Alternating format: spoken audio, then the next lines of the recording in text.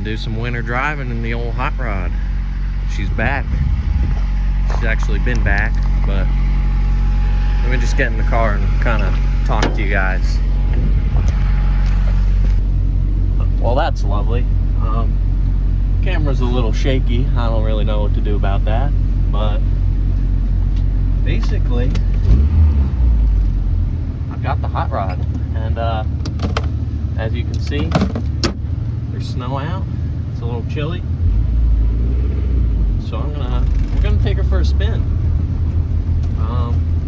Might have to trash this footage if it's too shaky, but for now I'll just talk to you guys.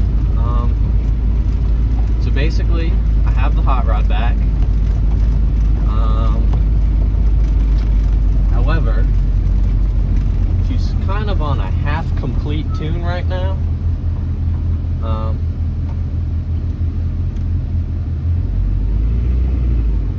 So basically, I'm trying to think where I left off. I think I left off with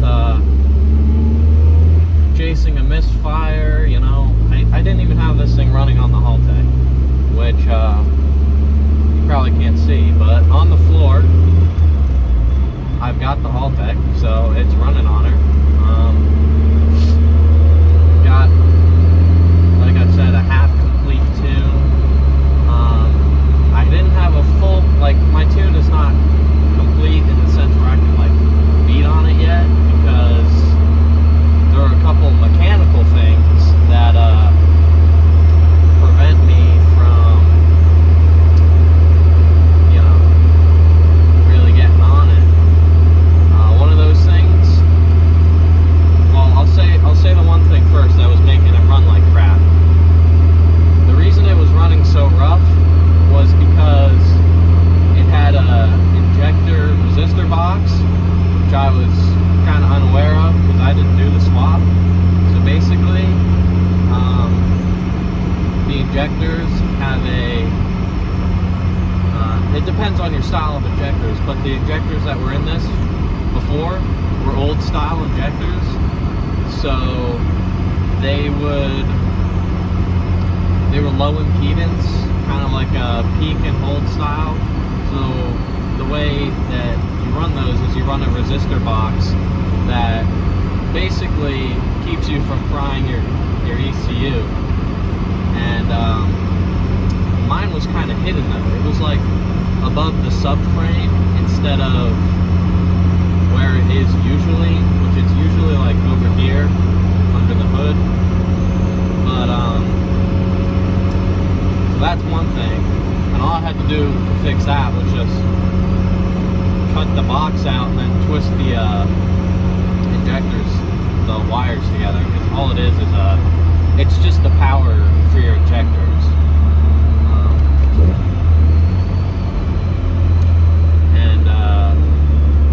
So there was that, and then the thing that really prevented me from kind of getting on it, like now still, is the VTEC relay. So what I needed to, I already did it, but what I needed to do in order to be able to hit VTEC was put a relay in it, because the Haltech, well, let me back up. The Honda computer sends a 12-volt power to the VTEC solenoid to activate VTEC, and the Haltech can't do that, or at least the 550 and 750 can't do that. I think the other ones can. But what they can do is they can give a ground.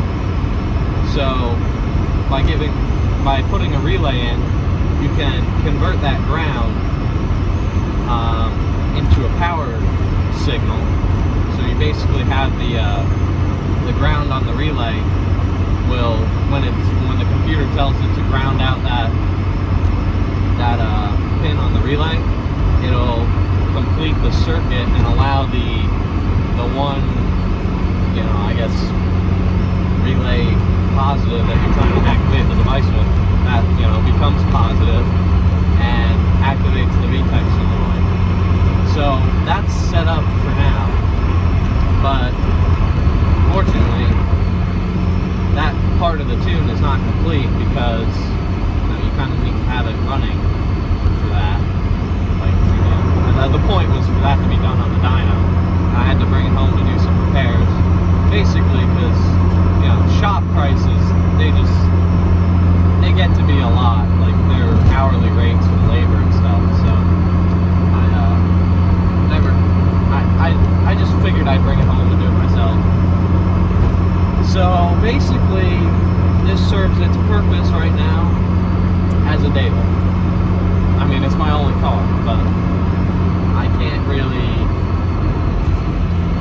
race it like I want to right now, which stinks.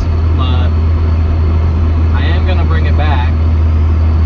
But I'm gonna bring it back on let's just say a different setup. I've already ordered some parts, and you know they call me Turbo Tony, so I'm just gonna leave it at that, and I'll let you fill in the rest.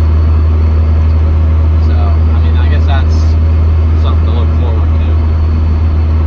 But yeah, I guess the rest of this video, I'll just kind of be driving it. I'm on the way to school right now. We had a delay because it's cold out, I guess. So yeah. Also, I'll probably when I get home later, I'll showcase my I'll show you guys the relay and stuff that I put in, just so you can see it physically rather than me just explaining it. So yeah, I'll also do a cold start in the afternoon because it's like the high today is like 15, and on the old setup, this thing like below 50 degrees, you literally needed like ether to start it. Like you had to take the intake off and spray ether down it.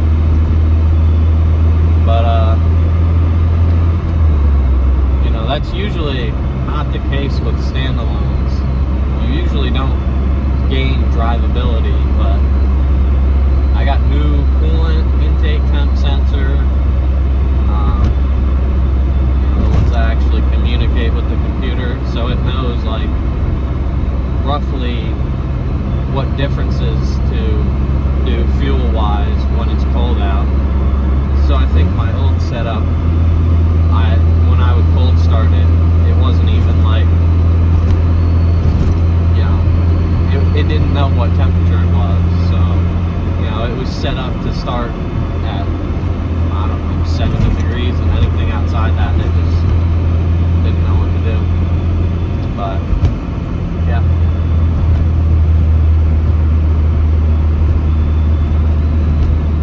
So I guess I'll just leave the rest of this video. You guys can just watch me drive, I guess. This is the first actual driving. No, that's not true. This is the first in-car, kind of POV driving. So, enjoy that, I guess.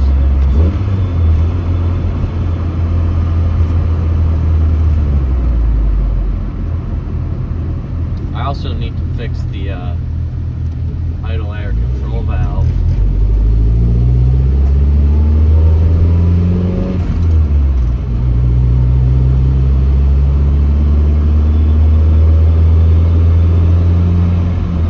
I don't know if you guys can see that. There's a black S10 that just went across the road, and that's my buddy. Actually, before I really had this channel going, I kind of filmed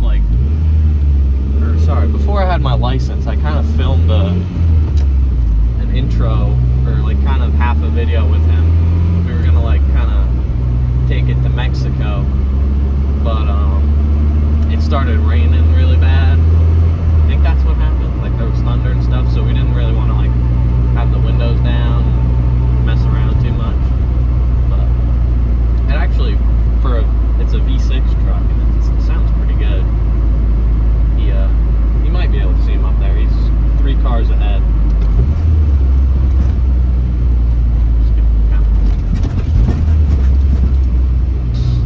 Yeah, there's some bumps. Roads in Indiana are just spectacular. I'm gonna feel like an idiot because I already know just idling the camera was shaky. It's probably gonna be like bad. But also I need to get an idle air control valve for this, because it kind of doesn't surge idle. I thought this was with the old tune or had something to do with it, but I believe now that it is actually just mechanical. But basically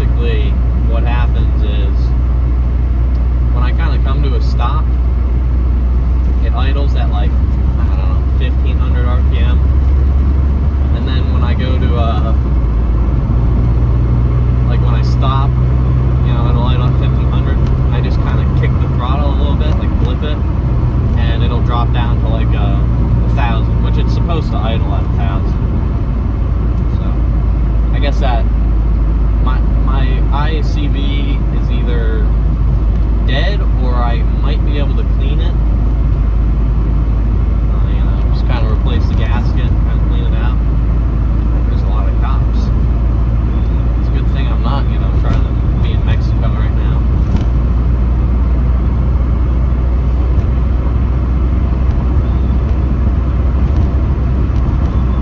But yeah, this is kind of like a, I guess, fill-in video.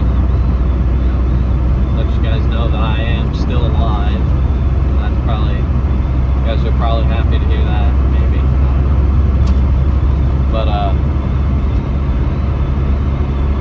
hopefully sooner than later I'll be on my way to making power in this thing.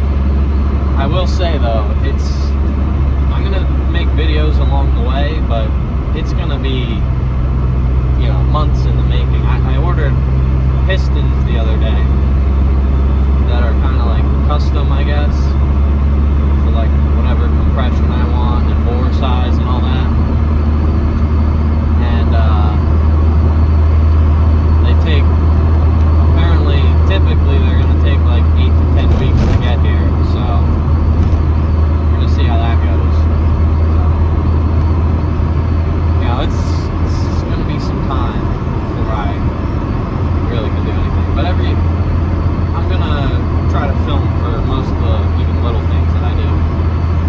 I haven't done too much to this, like, since you've last seen it, but, with runs and drives and all that, which, that's kind of the whole point of a car, so I'm kind of just yapping right now. I don't know what's with me right now, but I'm almost at school anyways, so probably just gonna stop talking for now.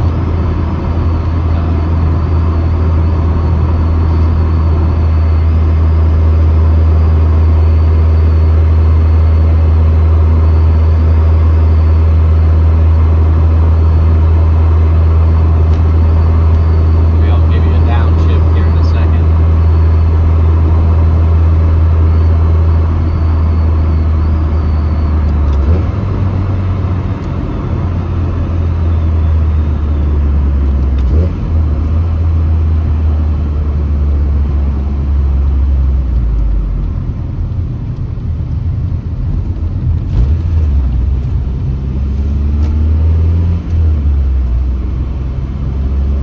Kind of interesting.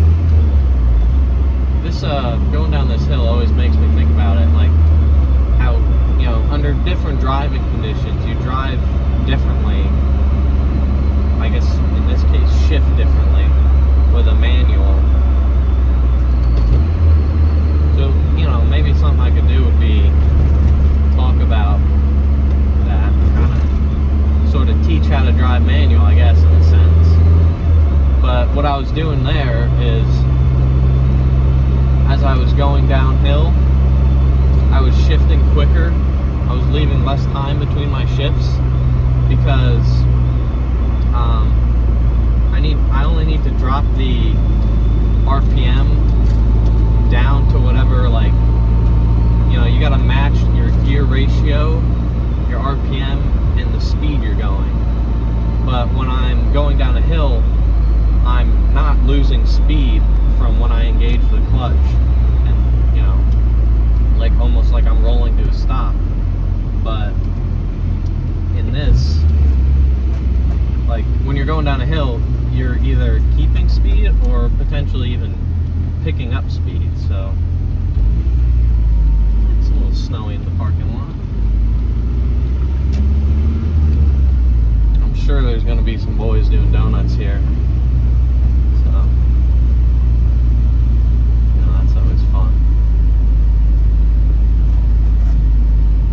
But yeah, I guess that's gonna be it for now. So I guess let me know if you think the driving manual tips sounds fun, but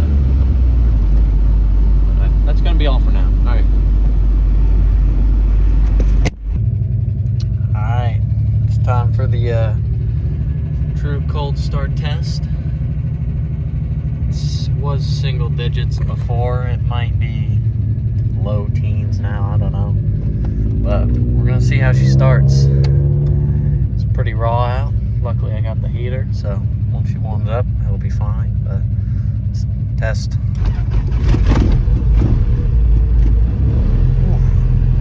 Yeah, she started. She was a little upset there, but doing good.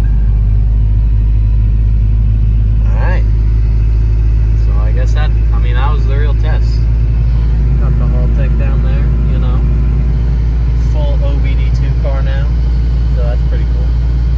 But I guess that's gonna be it until I get home. I'm holding the pedal down so it's idling kinda high. But let you guys know. I think I said I was gonna show you guys a little bit of relay action. You know, some of the things I did to the car when I get back. So I guess stay tuned for that. That's gonna be the end. Thanks for watching, and stay tuned. Alright, see ya. Alright, as promised, all the stuff I did. So first things first, you can kind of see it back here. This is my, resistor box delete. So on the end of this was a resistor box that I cut out and twisted the wires together. That just feeds my injector's power. And this is the VTEC relay. So got two positives from the battery, negative, which this is my Haltech ground signal here. And then to this top one goes into my VTEC solenoid down here.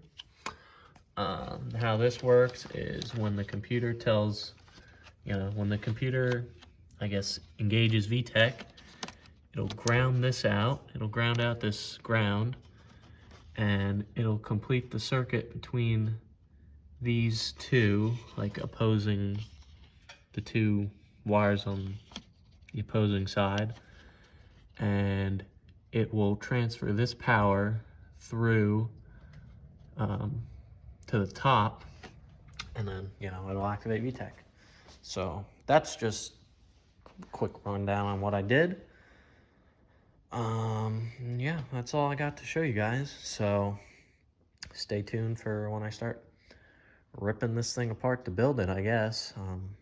I guess there's a chance I'll do some more yapping in the car if you guys like that. But otherwise, I will see you next time.